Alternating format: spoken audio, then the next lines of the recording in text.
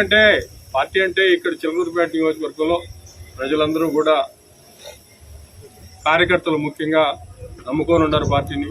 వాళ్ళందరికీ అండగా ఉండాలా, ఈసారి మరలా పనిచేసి మరి వీళ్ళందరికీ కూడా అండగా ఉండి మరలా తిరిగి విజయం సాధించాలనేటువంటి ఉద్దేశంతో ఆ రోజు నేను ఉండటం జరిగింది.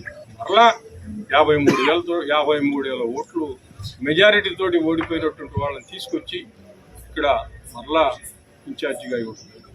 మరి ఇక్కడి నుంచి చిలకలూరిపేట నుంచి ఎందుకు తీసుకెళ్లి గుంటూరులో పెట్టారో తెలియదు. చిలకలూరిపేటలో గెలిచేటట్టుగా ఉంటే మరి మార్చిందెందుకో, మరలా 53,000 తోటి ఓడిపోయినటువంటి వాళ్ళని తీసుకువచ్చి ఇక్కడ పెట్టడానికి కారణం ఏందో ఏ రకంగా చూసినా కూడా పేట ప్రజలకు మాత్రం అర్థమయ్యేటువంటి పరిస్థితి లేదు. దీని అంతటికీ కూడా చూస్తూ ఉంటే వాళ్ళు ఎట్టి పరిస్థితుల్లో కూడా రాజశేఖర్ అనేటువంటి వాడికి ఇక్కడ ఇన్ఛార్జిగా అవకాశం వైసీపీలో కలగజేయడానికి వీల్లేదనే అభిప్రాయం మాత్రం స్పష్టమైంది. ఈ ఇన్ఛార్జిగా ఈ 53,000 తోటి ఓడిపోయినటువంటి వాళ్ళని ప్రకటించడానికి ముందు నన్ను తాడేపల్లిలో జగన్మోహన్ రెడ్డి గారు ఇంకా నాతో పాటు ఇంకా చాలా పెద్దలు కూడా ఉన్నారు. వీళ్ళందరి సమక్షంలోనే నువ్వే ఇన్ఛార్జిగా ఉండు, నీకే ఇస్తున్నామని చెప్పి కూడా ఆయన చెప్పడం జరిగింది. చెప్పిన తర్వాత మరి మంచిది చూడమన్నారు. మంచిదే ఉంది, ఇంకా 4 రోజుల్లో దసరా ఉంది కదా, దసరా ప్రకటించండి అని చెప్పి పక్కన ఉన్నటువంటి పెద్దలు అన్నారు. దసరా వచ్చింది, దసరా రోజు ప్రకటన రాలేదు. ప్రకటన రాకపోగా ఆమెకి మరలా కూడా జిల్లా నియోజకవర్గ ఇన్ఛార్జి బాధ్యతలను అప్పచెబుతున్నామని చెప్పి మాత్రం చెప్పడం జరిగింది. ఈ పరిస్థితుల్లో మేము చిలకలూరిపేట నియోజకవర్గంలో ఏ రకంగా పనిచేసి చిలకలూరిపేట నియోజకవర్గంలో పార్టీని ఏ రకంగా బలోపేతం చేసి ఏ రకంగా దాన్ని నిర్మాణం చేసి కాపాడుకుంటూ వచ్చి ఈ రకంగా మేము పార్టీకి అహర్నిశలు కష్టపడి పనిచేసి చేస్తే ఈ రకమైన పరిస్థితి తీసుకురావడం జరిగింది. మరి పార్టీలో నుంచి మరి పదవి ఇచ్చిన తర్వాత మరి ఎందుకు వెళ్తున్నాం అనేటువంటి వాతావరణం కూడా కొంతమంది పెద్దలు లేవదీయడానికి అవకాశం ఉంటుంది. పదవి ఇచ్చారా లేదా అనేది కాదు, పదవి ఇస్తే నేను రాజీనామా చేశాను, అది కాదు. ఇక్కడ చిలకలూరిపేట నియోజకవర్గంలో మేము మొట్టమొదటి నుంచి పనిచేస్తూ ఉన్నాం, ప్రజలకు పనిచేసాం. 40 సంవత్సరాల నుంచి నేను కానీ మా మామయ్య కానీ ప్రజల్లో ఉన్నాం. ఏ నియోజకవర్గంలో ఏ గ్రామానికి పోయినా పట్టణంలో ఎక్కడికి పోయినా మా కుటుంబం నేను కానీ ఆయన కానీ చేసినటువంటి పనులు చాలా స్పష్టంగా కనపడతాయి. ప్రతి ఒక్కళ్ళు కూడా గౌరవభావం ఉందో తప్ప వీళ్ళు పనిచేయలేదు, ప్రజల్లో లేరు అనేటువంటి వాతావరణం ఎక్కడా కూడా లేదు. ఈరోజు చిలకలూరిపేట నియోజకవర్గంలో మరి వైఎస్ఆర్ కాంగ్రెస్ పార్టీలో నుంచి మేము బయటికి రావడానికి కారణం మాత్రం జగన్మోహన్ రెడ్డి గారు. ఆయన యొక్క నిర్ణయాల వల్ల, ఆయన యొక్క చూసినటువంటి విధానం వల్ల, ఆయన మమ్మల్ని పార్టీలో ట్రీట్ చేసినటువంటి విధానం వల్ల మాత్రమే వస్తున్నాం తప్ప మరొకటి మాత్రం కాదు. అది ప్రజలకి డైరెక్ట్గా చెప్పడం జరిగింది.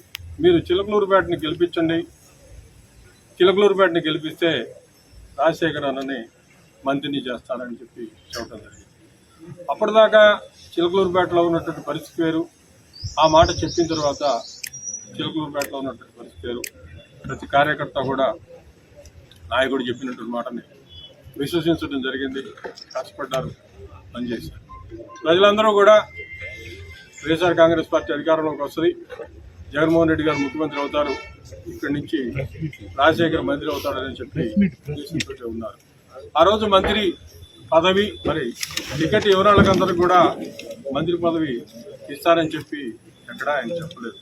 ఇక్కడే మంత్రి పదవి ఇస్తారని ఎందుకు చెప్పారు అంటే, ఆ రోజు నాకు ఉన్నటువంటి పరిస్థితి, నేను ఉన్నటువంటి జిల్లాలో నాకు పదవిని ఇచ్చా కానీ మరి అన్ని రకాలుగా 9 సంవత్సరాల పాటు పనిచేసింది ఇచ్చా కానీ ప్రజల్లో ఒక రకమైనటువంటి అభిమానం అయితే ఉంది.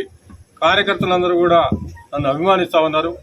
ఆ స్థాయి పదవి ఇస్తాను అంటే నాకు సీటు తీసేసినా ప్రజల్లో వ్యతిరేకత రాదు.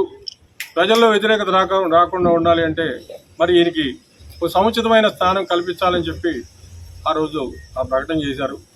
ఆ ప్రకటనని ప్రజలందరూ కూడా విశ్వసించారు. మంచి పదవి ఇస్తున్నాడు కదా, ఇంకా ఏముందో ఆయన చేసి మనం అందరం కూడా వైసీపీకి చేద్దామని చెప్పి ఆ రోజు అందరూ కూడా చేయడం జరిగింది. చేసిన తర్వాత గెలవడం జరిగింది. గెలిచిన తర్వాత జరిగినటువంటి పరిస్థితులు, పరిణామాలు అన్నీ కూడా పూసగుచ్చినట్టుగా మరి గడిచిన 4 రోజులుగా మీడియాలో చూస్తూ ఉన్నాం. మొత్తం కూడా ప్రజలందరికీ కూడా అందరూ అదే రాస్తా ఉన్నారు. ఉన్న మాసం ఏదో అదే మొత్తం రాయటం జరిగింది.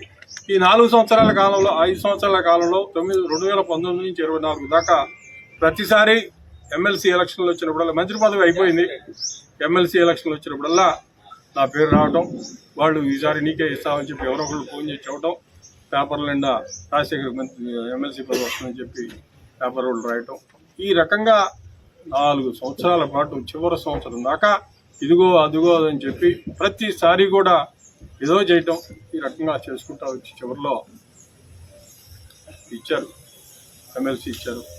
ఎమ్మెల్సీ ఇచ్చిన తర్వాత 24 ఎలక్షన్లు వచ్చాయి. 24 ఎలక్షన్లు కూడా ఇక్కడ ఎవరిని పెట్టుకుంటున్నారో, ఎవరిని తీసేస్తున్నారో, ఇక్కడ ఉన్న వాళ్ళని పెడతారో, అసలు నేను ఒకడిని ఇక్కడ ఉన్నాను సంప్రదించాలనేటువంటిది కూడా లేదు.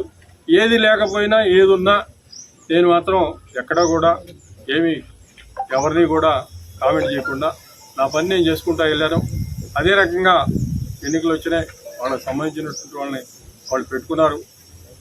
వాళ్ళు పెట్టుకున్న తర్వాత అంతా అయిపోయి ప్రకటించుకున్న తర్వాత, క్యాండిడేట్ కూడా ప్రకటించిన తర్వాత నన్ను పిలిచారు, అడిగారు పార్టీకి మరి ఈ రకంగా పనిచేయాలి, పలానాళ్ళకి ఇచ్చామని చెప్పారు. ఆ రోజు నన్ను అడిగినటువంటి పెద్దలకి నేను చాలా స్పష్టంగా చిలకలూరుపేటలో ఏం జరగబోతా ఉందో, మీరు ఇచ్చినటువంటి క్యాండిడేట్ల వల్ల ముందు ఒక ఆయనకి ఇచ్చారు, తర్వాత ఒక ఆయనకి ఇచ్చారు, ఏం జరగబోతా ఉందో నేను చాలా స్పష్టంగా చెప్పాను. నేను మాత్రం వాళ్ళు ఎక్కడికి పిలిస్తే అక్కడికి వస్తాను, పార్టీకి ఓట్లేమని చెబుతాను. వాళ్ళు నన్ను ఏ ఊరు పిలిచినా, ఏ నియోజకవర్గంలో ఏ గ్రామంలో పిలిచినా నేను వెళ్తాను, టౌన్లో పిలిచినా వెళ్తాను, ఎక్కడికి వెళ్తానని చెప్తాను. ఎక్కడికైనా వెళ్ళి పార్టీని గెలిపించమనే చెబుతాను. వాళ్ళు నన్ను ఏ రకంగా పిలిస్తే ఆ రకంగా వెళ్తాను అని చెప్పి ఆ రోజు స్పష్టంగా చెప్పడం జరిగింది. మరి రిజల్ట్స్ ఎట్లా ఉంటుంది అని కూడా అక్కడ పిలిచినటువంటి పెద్దలు అడగడం జరిగింది. రిజల్ట్ ఎట్లా ఉంటుందో కూడా ముందుగానే, ఎందుకంటే చిలకలూరుపేట నియోజకవర్గంలో 40 సంవత్సరాల నుంచి మేము చూస్తూ ఉన్నాం. నియోజకవర్గంలో పరిస్థితులు ఎట్లా ఉన్నాయి, ఎట్లా ఉంటే గెలుస్తారు, ఎట్లా ఉంటే ఓడిపోతారు అనేది కూడా మరి ఇన్ని సంవత్సరాలు రాజకీయాల్లో ఉన్నాం కాబట్టి ఒక అవగాహన ఉంటుంది. దాని ప్రకారమే నాకు ఉన్నటువంటి స్పష్టమైన అభిప్రాయాన్ని చాలా స్పష్టంగా ఆ రోజు పార్టీ పెద్దలకి తెలియటం జరిగింది. పార్టీని మరలా, ఎందుకంటే పార్టీ అంటే ఇక్కడ చిలకలూరుపేట నియోజకవర్గంలో ప్రజలందరూ కూడా కార్యకర్తలు ముఖ్యంగా నమ్ముకొని ఉన్నారు పార్టీని. వాళ్ళందరికీ అండగా ఉండాలా, ఈసారి మరలా పనిచేసి మరి వీళ్ళందరికీ కూడా అండగా ఉండి మరలా తిరిగి విజయం సాధించాలనేటువంటి ఉద్దేశంతో ఆ రోజు నేను ఉండటం జరిగింది. మరలా 53,000 ఓట్లు మెజారిటీతోటి ఓడిపోయినటువంటి వాళ్ళని తీసుకొచ్చి ఇక్కడ మరలా ఇన్ఛార్జిగా ఇవ్వడం. మరి ఇక్కడి నుంచి చిలకలూరుపేట నుంచి ఎందుకు తీసుకెళ్లి గుంటూరులో పెట్టారో తెలియదు. చిలకలూరుపేటలో గెలిచేటట్టుగా ఉంటే మరి మా